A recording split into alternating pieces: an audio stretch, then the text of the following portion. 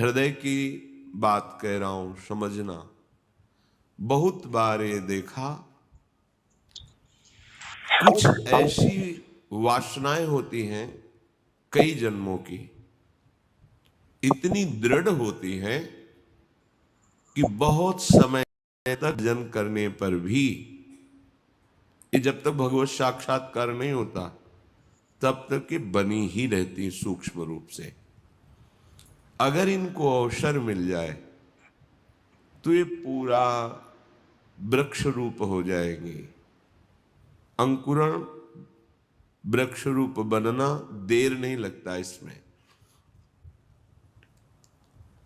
बहुत बार प्रयास करने पर वो वासना अपने द्वारा नष्ट नहीं की जा सकती, ये देखा है।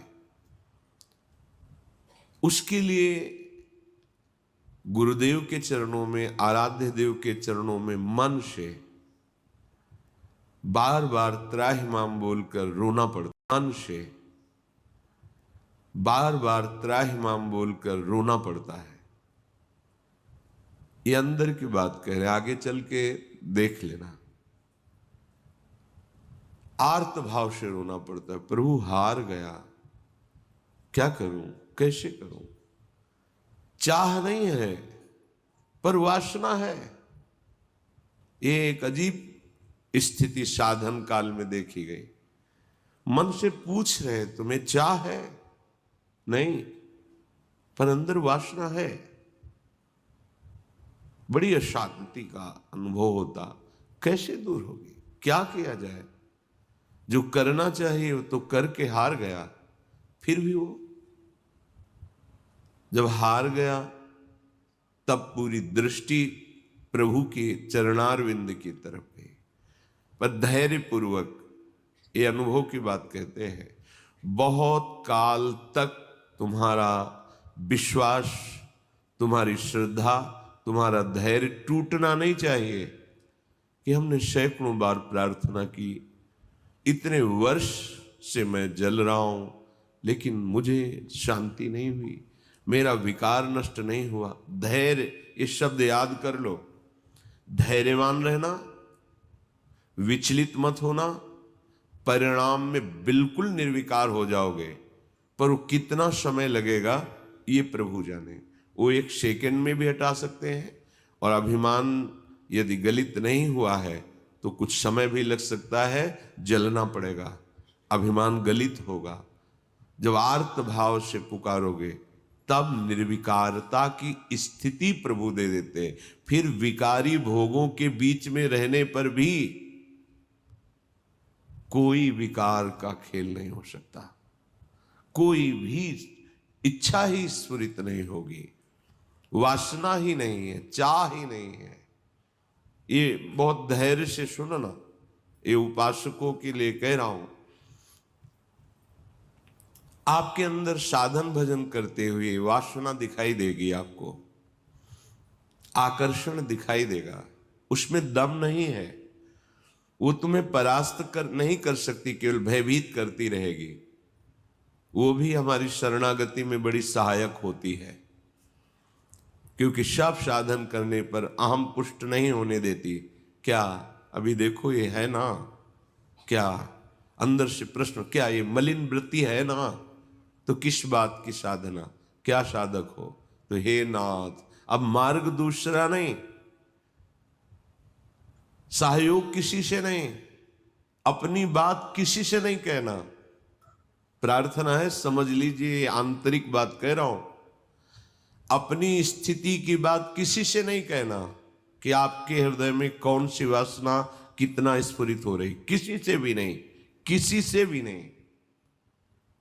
और धैर्यवान रहना, विचलित मत हो जाना।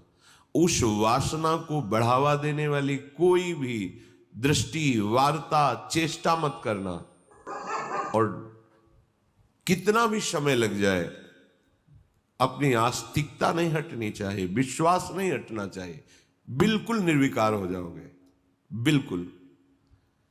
यह गुण साधन ते नहीं हुई, तुम्हारी कृपा पाओ कोई कोई।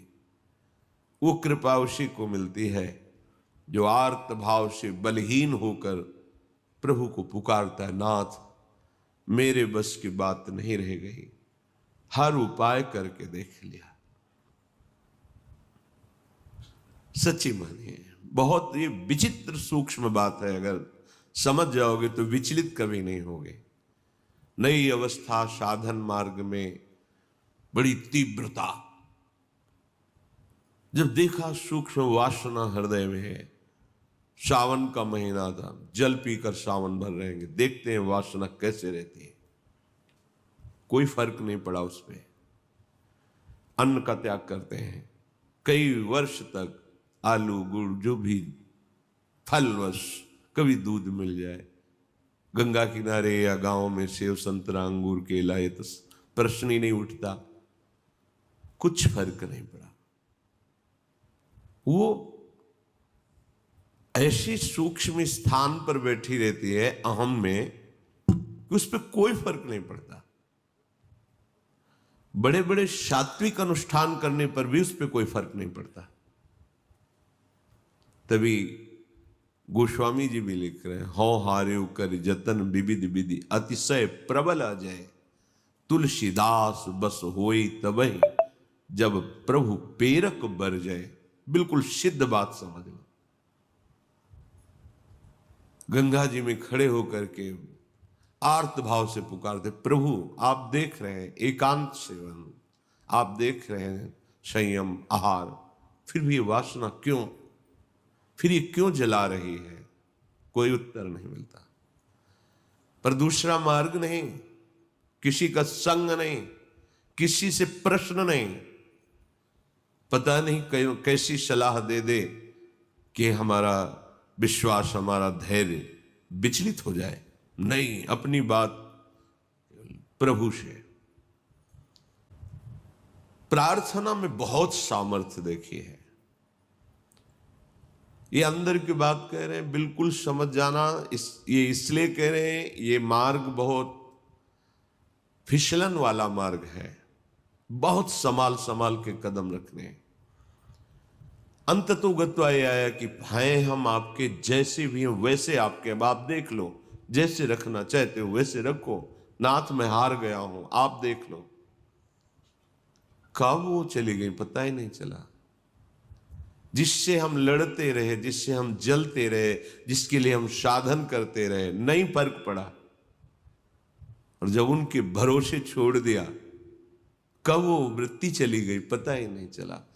इसीलिए बात कल चिंतन में चल रही थी कि अगर कोई समझ पाए तो इसे जरूर बताएं कि ये करने से नहीं होता, ये होने से होता है।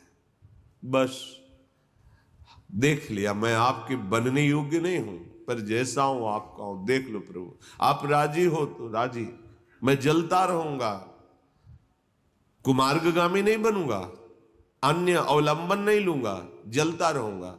आप राजी हो मेरी जलन में, जीवन भर जलाते रहो। आप देख लो, अब मेरे बस का नहीं रहा, क्योंकि वो सूक्ष्म ऐसा कि वहां कोई प्रहार ही नहीं पहुंच रहा। अंतःकरण की अहम के महल में सूक्ष्मता से वो रह रहा है। जो भी करो वो बहुत पुष्ट हो रहा है। केवल हटा या हटेगा या हट रहा है तो प्रभु की कृपा से। इसलिए बड़े बड़े महापुरुषों के वचनों में दैन्यता और कृपा शब्द आता है। दैन्यता को हम तुच्छा परम मधमा, कृपा हेश वृंदावनस्य, ये वृंदावन की महिमा, ये वृंदावनेश्वरी की महिमा, वृंदावनाधीश्वर की कृपा। ये न सोचना कि इतना समय हो गया अभी नष्ट नहीं हुआ, बिल्कुल नष्ट हो जाएगा, पता ही नहीं चलेगा। जैसे आप कब जवान हुए, कोई तारीख, कोई तिथि, किस दिन आपकी दाढ़ी मूछ उगी, आपने समय तारीख, ऐसे वो घड़ी भी याद नहीं रहेगी कब आप निर्वासनिक हो गए।